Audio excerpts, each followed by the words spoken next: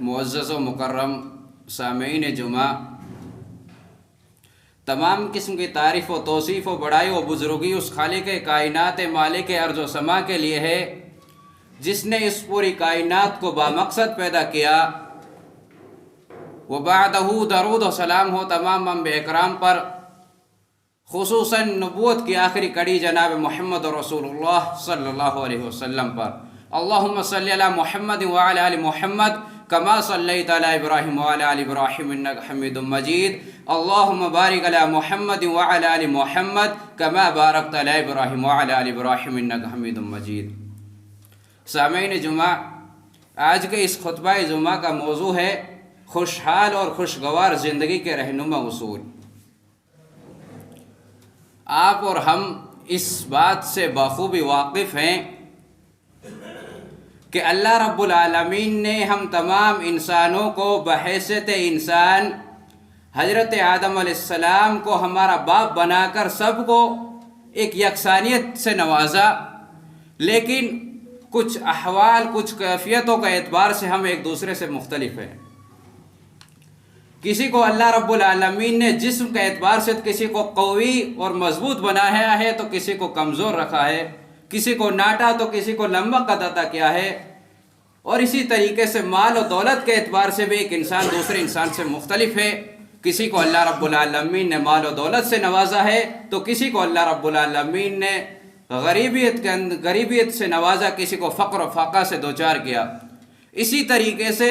عبادات کے اندر بھی ہم ایک دوسرے سے مختلف ہیں۔ کوئی اللہ رب العالمین کا عبادت گزار ہے، 5 وقت باجماعت نمازوں کا اہتمام کرنے والا ہے، اللہ رب العالمین کی عبادت میں اپنی زندگی کو صرف کر دیتا ہے، تو کوئی اللہ رب العالمین کا دن بھر ناشکری کرتا رہتا ہے، اس کی عبادات کو پش پش ڈال کر کے اللہ رب العالمین کی نافرمانیاں کرتا رہتا ہے۔ لیکن پھر بھی ہم کئی وجوہات کے بنا پر ایک دوسرے سے مختلف ہونے کے باوجود بھی ایک چیز ایسی ہے کہ جس میں ہم ایک دوسرے سے یکسانیت رکھتے ہیں کہ ہر شخص کو اسی کی تمنا ہے اور اسی کی خواہش ہے۔ وہ یہ ہے کہ ہر شخص یہ چاہتا ہے کہ ہمیں خوشحال اور خوشگوار زندگی نصیب ہو جائے، یعنی ایک دوسرے سے ہزاروں چیز کے مختلف ہونے کے باوجود بھی ہم میں سے ہر ایک شخص کی یہ تمنا ہے کہ اللہ رب العالمین ہمیں ایک ایسی زندگی نواز دے جس میں ہمیں بیماریوں، پریشانیوں، لڑائی جھگڑے اور دوسری آفتوں مصیبتوں سے ہم بچے رہیں اور خوشحال اور خوشگوار زندگی نصیب ہو جائے۔ تو کیا یہ زندگی ہر شخص کو نصیب ہوتی ہے؟ ایک مزدور جو صبح سے لے کر شام تک پسینے کے اندر شرابور ہو کر کے مزدوری کرتا ہے، اس کی بھی تمنا یہی ہے کہ اللہ رب العالمین مجھے ایک خوشحال اور خوشگوار زندگی نصیب فرمائے۔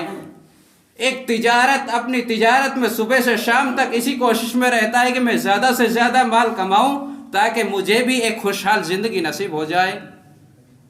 لیکن کیا ہر شخص کو یہ زندگی نصیب ہوتی ہے؟ اللہ رب العالمین نے جو جس دین سے ہمیں نوازا ہے، اللہ رب العالمین نے ہمیں ایک ایسا دین سے نوازا ہے کہ جو انسان کی زندگی کے ہر موڑ پر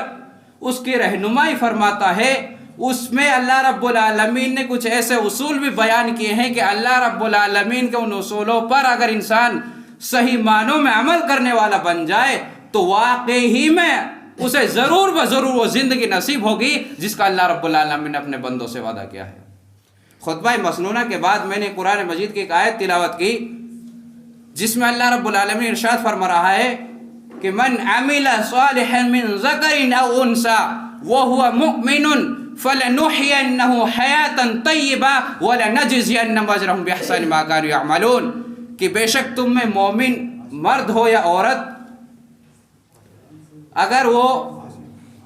نیک عمل کرنے والا بن جائے، ایمان لے کر کے آئے اور نیک عمل کرنے والا بن جائے، چاہے مرد ہو یا عورت، فَلَنُحْيَنَّهُ حَيَاتًا طَيِّبَةً، تو ہم اسے ضرور حیات طیبہ عطا فرمائیں گے، ایک خوشحال اور خوشگوار زندگی نصیب فرمائیں گے۔ وَلَنَجْزِيَنَّهُمْ أَجْرَهُمْ بِإِحْسَانِ مَا كَانُوا يَعْمَلُونَ، اور اس کے نیک اعمال کا بدلہ تو ہم بروز قیامت اور مزید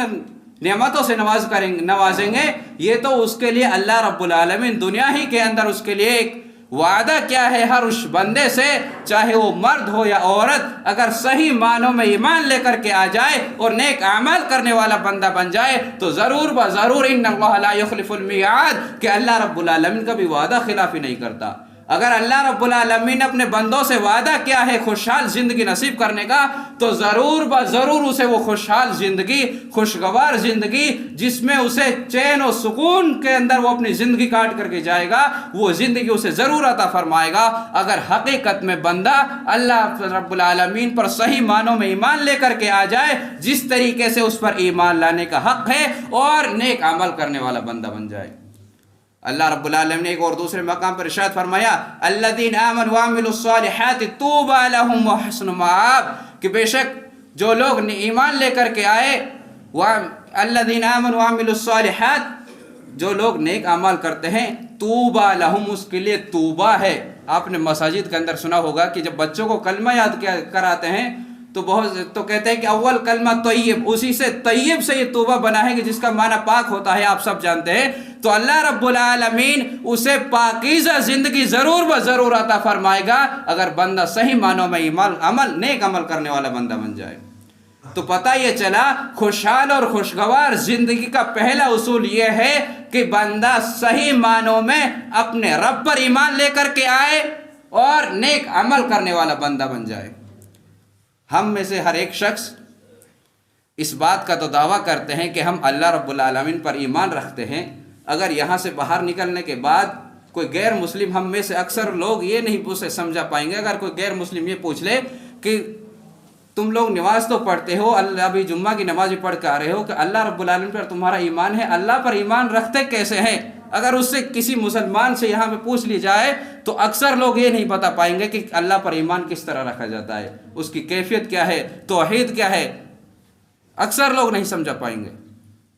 جبکہ یہ بہت اہم مسئلہ ہے۔ ہم چھوٹی دوسری عبادتوں کے اندر تو کہ صلاۃ چاشت کی فضیلت ہے، دوسرے نیک عمل کی تسبیح کی فضیلت ہے، یہ تو ہم سیکھتے ہیں، بلکہ اصل یہ ہے کہ انسان ایمان کے بارے میں سب سے پہلے سیکھے، عقیدے کے بارے میں سیکھے، اللہ رب العالمین پر ایمان کس طریقے سے رکھا جاتا ہے، یہ ہم میں سے اکثر لوگ نہیں بتا پائیں گے، جبکہ یہ ضروری ہے سیکھنا۔ تو ذکر میں یہ کر رہا تھا کہ اللہ رب العالمین نے ایسے لوگوں سے وعدہ کیا ہے جو لوگ صحیح معنوں میں اللہ رب العالمین پر ایمان لے کر کے آئے اور نیک عمل کرنے والے بندے بن جائیں تو اللہ رب العالمین ایسے لوگوں کو خوشحال اور خوشگوار زندگی نصیب فرمائے گا۔ اور خوشحال اور خوشگوار زندگی کا دوسرا اصول یہ ہے کہ بندہ اپنے